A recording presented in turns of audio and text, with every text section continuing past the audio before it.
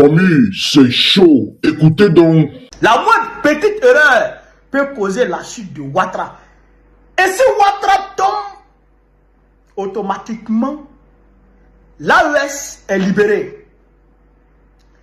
Parce qu'il m'a même parlé de la nouvelle de la crise énergétique qu'il y a eu au Mali là, où il y avait eu problème de carburant là. Grâce à la solidarité de l'AES, ça a été résolu. Grâce à la solidarité de l'AES, ça a été résolu. Il dit tout ça, c'est parce que la France tient encore la Côte d'Ivoire. Et ça permet à l'oligarchie d'avoir les moyens. Et quand on dit oligarchie, on va chercher loin, c'est les multinationales qui pillent la Côte d'Ivoire. C'est ces multinationales qu'on appelle l'oligarchie. Oui, ces patrons-là qui tiennent le peuple la tête sous l'eau, là, c'est eux-là qui fait tomber. Donc il m'a dit, si jamais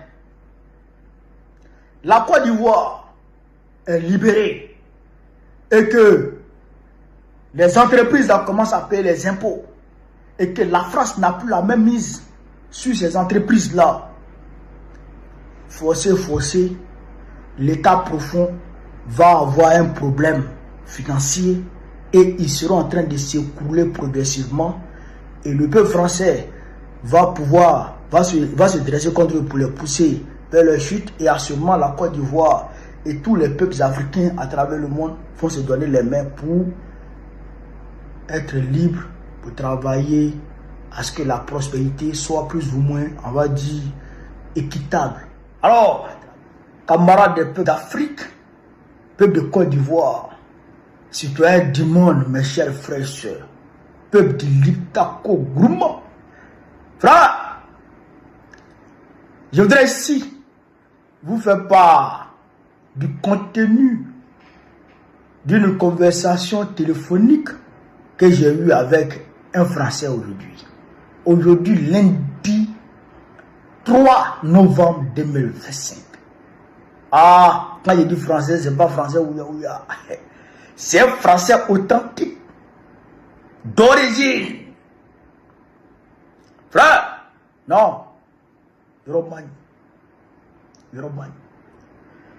Le gars, on se connaît depuis la France et on discute souvent. En fait, il milite avec le petit-fils de Gaulle, là, les Pierre de Gaulle. Là. Voilà, ils sont dans la même perspective vis-à-vis de la France. Eux, ils militent pour le rétablissement pur et simple des relations traditionnelles entre la France et la Russie. Ils sont aussi à l'Assemblée nationale. Mais il n'y a pas besoin de son parti, quoi. Voilà. Je peux donner, hein, mais lui-même, lui, il milite à visage découvert, lui s'en fout. Mais il n'est pas donné. Frère, il m'appelle, il y a longtemps, il ne m'a pas appelé. Il dit, camarade. Il dit oui. Il dit, félicitations. Il dit, mais comment? Il dit, on n'a jamais encore été aussi proche de la victoire sur l'impérialisme, sur l'état profond, l'oligarchie occidentale qui prend en otage et les peuples européens et les peuples africains. Ah, il dit, mais c'est quoi ça? Il dit, on n'a jamais encore été aussi proche de la victoire. Il dit, bon, explique-toi. Il dit, aujourd'hui, des centaines et des centaines de milliers de Français les rejoignent sur leur groupe Telegram dans leur lutte contre la guerre entre la Russie et l'Ukraine. Eux militent pour la cessation pure et simple des hostilités, pour la cessation des envois d'armes françaises en Ukraine. Ils demandent à ce que Macron cesse d'envoyer les armes en Ukraine. Et là, il dit qu'ils sont en train de s'apprêter à faire une manifestation gigantesque. Il y a des manifestations gigantesques en France. Il dit quand ils vont démarrer ces manifestations-là, Macron va fuir. Et il il m'a dit que d'ici fin d'année 2025, le nouveau gouvernement de Le Cornu, là, ils vont faire tomber ça. Il dit Macron est terminé. Macron est fini. Donc, ils sont dans le combat. Ils sont en train de sensibiliser encore et encore les millions de Français pour qu'ils descendent dans les rues ensemble. Pour dire non à la guerre entre la Russie et l'Ukraine. Parce qu'aujourd'hui, ça ne va pas. Les factures augmentent en France. Le pouvoir d'achat diminue. Frère, même pour manger, ça devient difficile. Donc aujourd'hui, tout ça fait que les Français sont en train de venir vers eux. Les Français ont compris que eux, ils avaient raison depuis le départ. Il dit oui, ça c'est bon. Mais ça, là, moi, c'est comment? C'est là, il me dit non. C'est le même combat en réalité. Parce que c'est grâce à l'Ukraine, Macron tient à ce que la guerre en Ukraine continue. Parce que grâce à cette guerre-là, Macron arrive à envoyer les armes aux terroristes dans le Sahel. Macron arrive à alimenter le terrorisme au Sahel. Vous comprenez là? Donc il dit, si la guerre là-bas ça cesse, forcer le ravitaillement des terroristes va prendre un coup.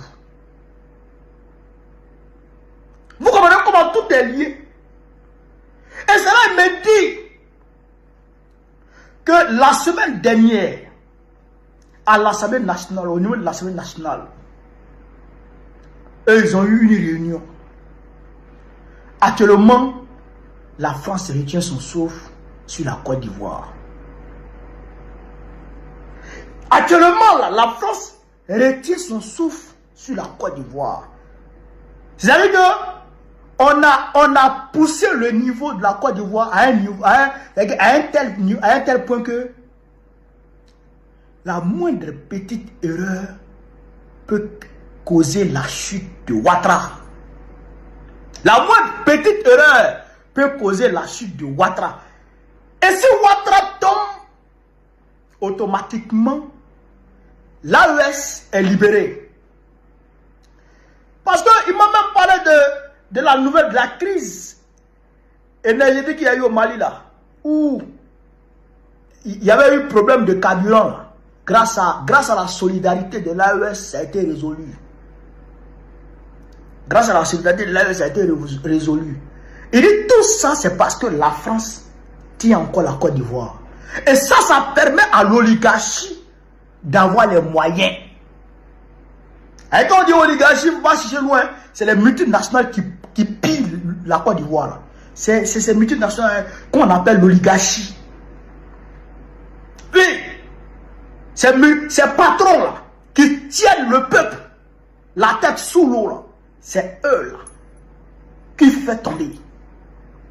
Donc il m'a dit, si jamais la Côte d'Ivoire est libérée et que les entreprises là commencent à payer les impôts et que la France n'a plus la même mise sur ces entreprises là, forcé, l'État profond va avoir un problème financier et ils seront en train de s'écrouler progressivement et le peuple français va se dresser contre eux pour les pousser vers leur chute, et à ce moment la Côte d'Ivoire et tous les peuples africains à travers le monde vont se donner les mains pour être libres, pour travailler à ce que la prospérité soit plus ou moins, on va dire, équitable à travers le monde. Ça ne peut pas être totalement équitable, mais plus ou moins équitable à travers le monde. Donc il m'a demandé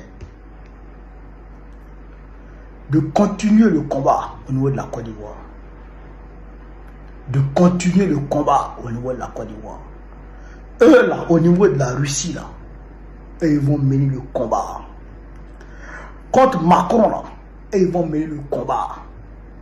Frère, moi je vous dis, hein, le gars là, il cause à lui parce que vraiment, c'est un bon. C'est pas tous les Français qui sont d'accord avec ça, là, avec les agissements de Macron. Et d'ailleurs, même les Français, là, ils ne bénéficient pas en réalité, beaucoup ne bénéficient pas en réalité des pillages de Macron. Oui. Souvent, ça reste, c'est une poignée de personnes qui bénéficient. Ah, il y avait la France, je sais, pourquoi les factures augmentent? Il y avait la France, je sais, ça ne va pas. Donc, eux, ils veulent libérer la France de l'emprise de l'État profond américain. L'État, aider le gouvernement mondial, parce que eux, là-bas, là, à leur niveau, là, ces multinationales, là, ils ont une plateforme où ils se retrouvent pour discuter de qui doit être président dans tel pays, qui doit être président dans tel pays, qui doit être président dans tel pays. Bon, ceux-là, c'est contre eux, lui, il se bat. Et vous avez vu Trump. Trump même se bat contre ces gens-là. Trump même se bat contre ces gens-là. Donc, camarades, la balle est dans notre camp. La balle est dans notre camp. Regardez à travers le monde. Personne n'a encore félicité Alassane Ouattara. Même la CEDEAO qui est CEDEAO se retient. La CEDEAO félicite le peuple. La CEDEAO n'a pas encore félicité Alassane Ouattara. Aujourd'hui, là, Ouattara, là, il est terminé. Juste, on se lève et puis on fait un mouvement en Côte d'Ivoire, là. Juste, on se lève et on fait un mouvement en Côte d'Ivoire, là, et puis le gars tombe. C'est pourquoi le 8, là, le 8 est très important. Le 8 est très très important. Si on se lève le 8 et qu'on sort dans la rue le 8, le gars là, ils vont lui faire sauter. Ils vont lui faire sauter, à coup sûr. Mais si on s'assoit et qu'on laisse les choses comme ça va se tasser. Et puis Ouattara va rester. Et si Ouattara reste, ça va renforcer, on va dire, le pouvoir du gouvernement mondial, l'oligarchie occidentale. Ça va les renforcer dans leurs activités contre les peuples du monde, contre les citoyens du monde. Donc les autres sont en train de faire leur combat. Les frères, les camarades français et européens sont en train de se battre pour que la paix arrive entre l'Ukraine et la Russie, pour trouver la paix là-bas, pour exiger la paix là-bas, entre la Russie et puis l'Ukraine, pour que là-bas ça cesse, pour ne plus que la France puisse utiliser là-bas pour mettre les armes dans l'AES. L'AES est en train de mener le combat. L'AES est en train de mener le combat contre l'impérialisme. L'AES mène le combat. Nous, à notre niveau là, il faut qu'on mène le combat. Parce que c'est un combat global contre les ennemis du peuple, contre les ennemis des citoyens du monde. Vous comprenez ça? C'est un combat global contre les ennemis de la liberté. Oui, c'est un combat global contre les ennemis de la liberté. C'est les esclavagistes. C'est les colonialistes. Je vous avais donc dit que coûte que coûte, ça va arriver jusqu'au bout. Parce que ceux-là qui se demandent est-ce que vraiment nous allons continuer ce qu'on continue souvent, je tiens à vous rappeler déjà que nous sommes en train de faire tout et pour tout pour vous renchérir avec des contenus purement authentiques. Pour ceux-là qui viennent d'intégrer cette église médiatique, faites comme chez vous, abonnez-vous, partagez cette vidéo dans tous vos groupes WhatsApp, Telegram, Instagram, Facebook, Snapchat, parce que ce qui se prépare, c'est du lourd. Partout dans les pays de l'Afrique de l'Ouest et dans l'AES et dans l'actualité mondiale. On se dit à la prochaine. Bisous là-bas les gars. Bye.